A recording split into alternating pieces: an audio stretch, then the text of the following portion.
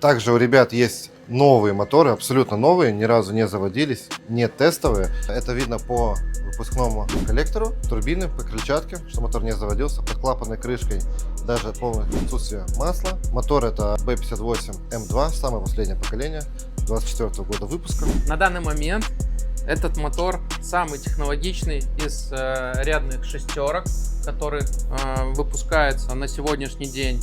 Это мотор B58, который в стоке может выдержать до 700 лошадиных сил путем просто замены турбокомпрессора. Он совершеннее GZ и гораздо круче.